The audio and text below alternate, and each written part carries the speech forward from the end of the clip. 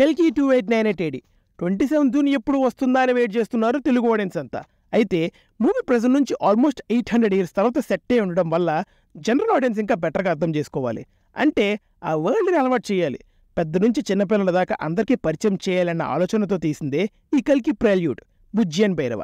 మనం glimpse decoding వీడియోలో మాట్లాడుకున్నట్టుగానే భైరవ ఒక బౌంటీ హంటర్, బుజ్జి తన బాడీ కోల్పోయిన ఒక ఏఐ అసిస్టెంట్. ఈ ప్రెల్యూడ్లో భైరవ బుజ్జిని ఎలా కలిశాడు, ఆ తర్వాత తనకి ఒక బాడీని ఎలా ఇచ్చాడు, వాళ్ళిద్దరు బాండింగ్ ఎలా ఉండబోతుంది అనేది బాగా డిస్కస్ చేశారు. So now coming to the positives, animation is just brilliant.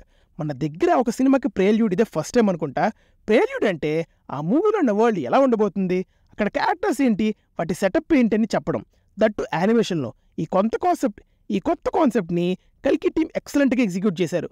కల్కి వరల్డ్ ఎలా ఉండబోతుందని మనకి ఫెమిలియర్స్ చేస్తూ ఆ మూవీలో ఉన్న క్యారెక్టర్స్ని, వెహికల్స్ని లైట్గా పరిచయం చేస్తుంది. ఇంకొక ఇంట్రెస్టింగ్ విషయం ఏంటంటే ఈ సిరీస్ని యానిమేట్ చేసింది గ్రీన్ గోల్డ్ మీడియా. అదేనండి, చిన్నప్పుడు పోగోలో బేవత్సంగా చూసేవాళ్ళం కదా చోటా భీమ్, ఆ మేకర్స్ అనమాట.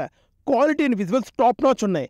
మేజర్ హైలైట్ ఏంటంటే మన darling Prabhas characterisation. After a very very long time ఒక మంచి హ్యూమర్ రోల్లో చూడబోతున్నాం. డార్లింగ్ ఫేస్ డైరెక్ట్గా చూపించకపోయినా బుజ్జితో ఉన్న కాన్వర్సేషన్స్కి తన స్టైల్ ఆఫ్ డబ్బింగ్తో బాగా ఎంటర్టైన్ చేశాడు. దీన్ని బట్టి సినిమాలో నాన్ స్టాప్ ఎంటర్టైన్మెంట్ ఉండబోతుందని మనకు అర్థమవుతుంది.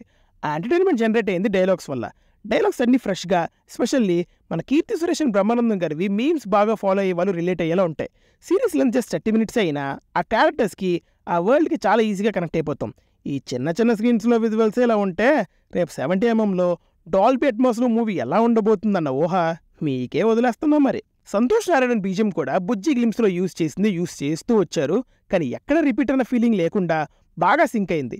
టీఎఫ్ఎస్ బిగ్ బడ్జెట్ ఫిల్మ్స్లో ఒకటి, టీఎఫ్ఎస్ గేమ్ చేంజర్ అవుతుందా అన్న క్వశ్చన్స్కి ఒక్కొక్కటిగా ఆన్సర్ ఇచ్చుకుంటూ ప్రూవ్ చేస్తూ వస్తున్నారు నాగశ్విన్. ఇలాంటి క్రేజీ ఐడియాని సపోర్ట్ చేస్తున్నందుకు వైజయంతికి హ్యాట్స్ ఆఫ్ చెప్పాలి. ఇది హ్యూజ్ రిస్క్.